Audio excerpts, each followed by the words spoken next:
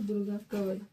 इस चंडिका कवच के ब्रह्म ऋषि अनुसूप छंद चामुंडा देवता अंग्यास में कही गए माताएं भी दिगंबर देवता तत्व है। श्री जगदम्बा की पति के लिए सप्तशती के पाठ गणभूत जपने का विनियोग किया जाता। ओम चंडिका देवी को नमस्कार। मार्कंडेय जी कहते हैं, पितामह इस संसार में परम गोपनीय तथा मनुष्य को सब प्रकार से रक्षा करने वाला अब तक किसी दूसरे के सामने प्रकट नहीं किया है, ऐसा साधन कोई मुझे बताइए।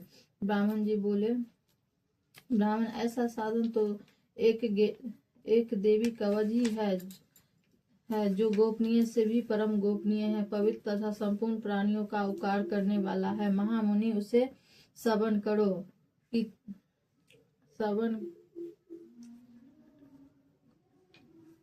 देवी की 9 मूर्तियां हैं जिन्हें हम नवदुर्गा कहते हैं। उनके पृथक पृथक नाम बतलाए जाते हैं। प्रथम नाम शैलपुत्री, दूसरी मूर्ति का नाम ब्रह्मचारिणी, तीसरी स्वरूपा चंद्रघंटा के नाम से प्रसिद्ध है, चौथी मूर्ति को कुष्मांडा कहते हैं, पांचवी दुर्गा का नाम सकंद माता, देवी के छठे रूपों का तायनी कहते हैं, सातवीं कालरात्रि और आठवीं महागौरी के नाम से प्रसिद्ध है, नौवीं दुर्गा का नाम सिद्धात्री है। ये सब नाम सर्व महात वेद भगवान द्वारा ही प्रतिपालित हुए हैं। जो मनुष्य अग्नि में जल रहा हो, रणभूमि में शत्रुओं से घिरा हुआ, विश्व संकट में फंस गया हो तथा इस प्रकार से भय से आतुर होकर भगवती दुर्गा के शरण प्राप्त हुआ है, उनका कभी कोई अमंगल नहीं होता।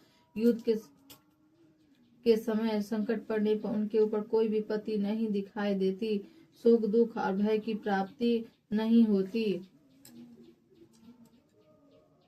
जिन्होंने भक्ति पूर्वक देवी का स्मरण किया उसका निश्चय ही अभियुक्त होता है। हे देवेश्वरी, जो तुम्हारा चिंतन करता है उनकी तुम निसंदेह ही रक्षा करती है। चामुंडा देवी प्रत्येक आरूढ़ होती है, वाराही भैंसों पर सवारी करती है, इंद्राणी का वाहन ऐरावत हाथी है, वैष्णो देवी गरुड़ पर ही आसन आजमाती है, महेश्वरी विश्व आरूढ़ होती है और कौमारी का वाहन मयूर है। भगवान विष्णु की प्रियतमा लक्ष्मी देवी कमल के आसन पर विराजमान है और हाथों में कमल धारण किए हुए हैं। विश्व आरूढ़ ऐश्वर्य देवी श्वेत रूप धारण कर रखा है, ब्रह्मानी हंस पर बैठी हुई है और सब प्रकार से आभूषणों से विभूषित है। इस प्रकार ये सभी माताएं सभी प्रकार की योग शक्तियों से संपन्न है। इनके सिवा और भी बहुत सी देवियां जो अनेक प्रकार के आभूषणों से सुशोभित है। ये संपूर्ण देवियां क्रोध में भरी हुई और भक्तों की रक्षा करने के लिए रथ पर बैठी दिखाई देती है। ये शंख चक्र गदा शक्ति हल और मूसल केटक तोमर परशु तथा पास किंतु आतिशूल एवं उत्तम सागर धनुष अस्त्र शस्त्र अपने हाथों में धारण करती है और दैत्यों के शरीर का नाश करना, भक्तों को अभय दान देना और देवताओं का कल्याण करना, यही उसका अस्त्र धारण करने का उद्देश्य है। कवच आरंभ करने से पहले इस प्रकार प्रार्थना करनी चाहिए। महान रौद्र अतन घोर पराक्रम महान बल और महान उत्सव वाली देवी, तुम महान भय का नाश करने वाली हो, तुम्हें नमस्कार है। तुम्हारी ओर देखना भी कठिन है। शत्रुओं की भय बढ़ाने वाली जगदम्बिका मेरी रक्षा करो। पूर्व दिशा में इंद्र शक्ति मेरी रक्षा करो। अग्नि कोण में अग्नि शक्ति, दक्षिण दिशा में वाराही तथा नित्य कोण में खड्गधारी मेरी रक्षा करो। पश्चिम दिशा में वारुणी और वायव्य कोण में मिग पर सवारी करने वाली देवी मेरी रक्षा करो। उत्तर दिशा में कौमारी और ईशान कोण में शूलधारिणी देवी रक्षा करो। ब्रह्मानी आप ऊपर की ओर से मेरी रक्षा करो। वैष्णवी नीचे की ओर से मेरी रक्षा करो। इसी प्रकार सबको अपना वाहन बनाने वाली चामुंडा देवी दसों दिशाओं में मेरी रक्षा करो। जया आगे से और विजया पीछे की ओर से मेरी रक्षा करो। वामा भाग में अजिता और दक्षिणा भाग में अपराजिता रक्षा करो। उद्धोतनी शिखा की रक्षा करो। उमा मेरे मस्तक पर विराजमान होकर रक्षा करो। ललाट में मालाधारी रक्षा करो और यशस्विनी देवी मेरे भावों का संरक्षण करो। भावों के मध्यम भाग में त्रिनेत्रा और नवथवे में यम घंटा देवी रक्षा करो। दोनों नेत्रों के मध्यम भाग में खरगनी और कानों में द्वारवासिनी रक्षा करो। कालिका देवी कपों की तथा भगवती संकड़ी कानों की मूल भाग की रक्षा करो। नासिका में सुगंधा और ऊपर की होठों में चर्चिता देवी रक्षा करो। नीचे की होठों में अमित कला तथा जिह्वा में सरस्वती देवी रक्षा करो। कुमारी दांतों की और चंडिका कंठ प्रदेश की रक्षा करो। चित्र घंटा गले की घाटी की और महामाया तालुओं में रहकर रक्षा करो। कामाक्षी ढोढ़ी की असर मंगला मेरे बानी की रक्षा करो। भद्रकाली गिह भाग में धनुधारणी पृष्ठवंश मेरुदंड में रहकर रक्षा करो। कंठ के बाहरी भाग में नील गड़ीवा दे और कंठ के नली में नीलकुमड़ी रक्षा करो। दोनों कंठों में खरगनी मेरे दोनों भुजाओं में वज्रधारणी रक्षा करो। दोनों हाथों में दंडनी और उंगलियों में अंबिका रक्षा करो। सुलेश्वरी नाखूनों की रक्षा करो। कुलेश्वरी कुछी पेट में रहकर रक्षा करो। महादेवी दोनों स्तनों की अशोक विनाशिनी देवी मन की रक्षा करो। ललिता देवी हृदय में और शूलधारणी देवी उदय में रहकर रक्षा करो। नाभि में कामनी और गिह भाग में गुहेश्वरी रक्षा करो। पूतना और कामनी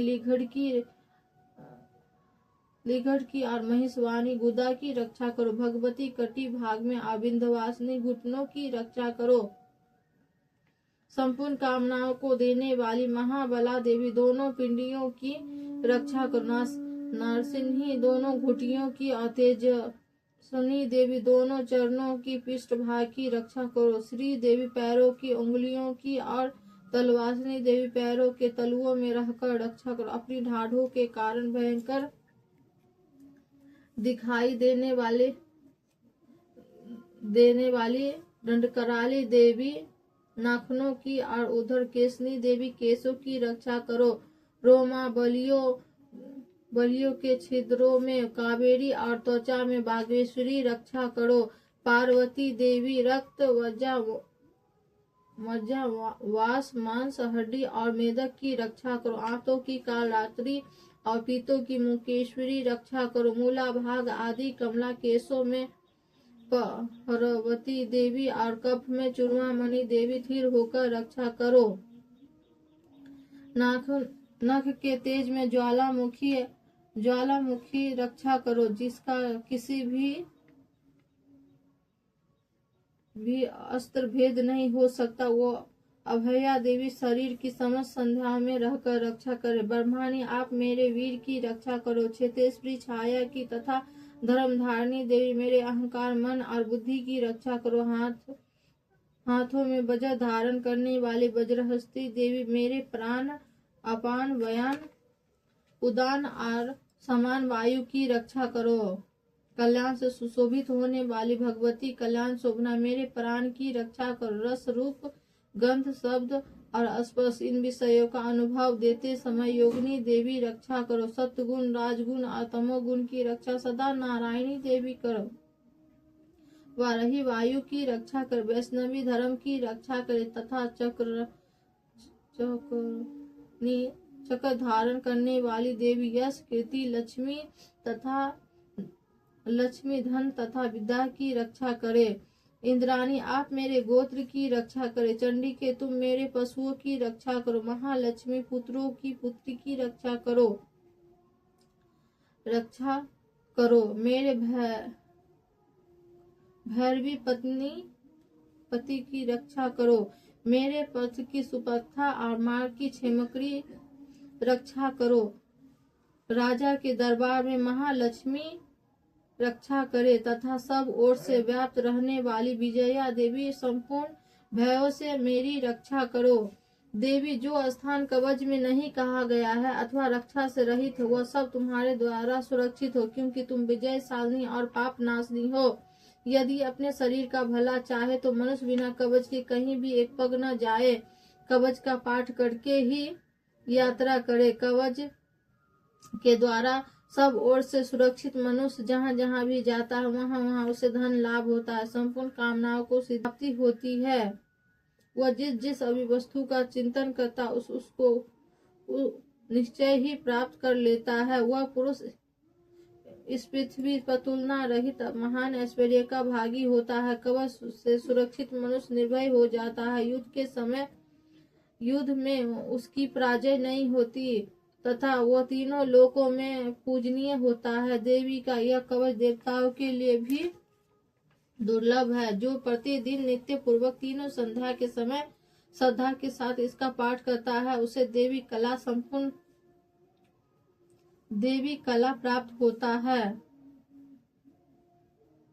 वह तीनों लोकों में कहीं भी पराजय नहीं होता तथा इतना ही नहीं, वह मृत्यु से रहित 100 से भी अधिक वर्षों तक जीवित रहता है। मकड़ी, चेचक और कोढ़ आदि उनकी संपूर्ण व्याधियां नष्ट हो जाती है। कनेल, भांग, अफीम, धतूरे आदि स्थावर विश्व, सांप और बिच्छू आदि काटने से चढ़ा हुआ जर्फ विश्व तथा अहिफेम और तेल के संयुक्त आदि बनने वाला कीर्तिमय विश्व, ये सभी प्रकार के विश्व दूर हो जाते हैं, उनका कोई असर नहीं होता। इस पृथ्वी पर मारम, मोहम आदि जितने भी अविचारिक प्रयोग होते हैं ये तथा इस प्रकार से मंत्र यंत्र होते हुए सब कवच को हृदय में धारण किए रहने पर उस मनुष्य को देखते ही नष्ट हो जाता है। यही नहीं, पृथ्वी पर विचरने वाला ग्राम देवता, आकाशचारी देव, विषय से जल के संपर्क में प्रकट होने वाला गण, उपदेश मार्ग से सिद्ध होने वाला निम्न कोटि के देवता, अपने जन्म के साथ प्रकट होने वाला देवता, कुल देवता, माला, कंठमाला आदि, डाकनी, साकनी, अंतरिक्ष में विचरने वाला अत्यंत बलवती भयानक डाकनी, ग्रह, भूत, पिशाच, यक्ष, गंधर्व, राक्षस, बेताल, कुष्मांडा और भैरव, अनिष्टकार देवता भी हृदय में कवच धारण किए रहने पर उस मनुष्य को देखते ही भाग जाता है। वह कवचधारी पुरुष को राजा के समान विधि को प्राप्त होता है। यह कवच मनुष्य को तेज की विधि करने वाला और उत्तम है। कवच का पाठ करने वाला पुरुष अपनी कीर्ति से विभूषित भूतलव अपने सुयोग के साथ साथ विधि को प्राप्त होता है। जो पहले कवच का पाठ करके बाद में सप्तशती चंडिका का पाठ करता है उसकी जब तक वन पर्वत कानों सहित पृथ्वी टिकी रहती तब तक यहाँ पुत्र पौत्र आदि संतान परंपरा बनी रहती है और फिर देह का अंत होने पर वह पुरुष भगवती महामाया के प्रसाद उस नित्य परम धाम को प्राप्त होता है, जो देवताओं के लिए भी दुर्लभ है। वह सुंदर दिव्य रूप धारण करता है और कल्याणमय शिव के साथ आनंद का भागी होता है। देवी कवच संपन्न।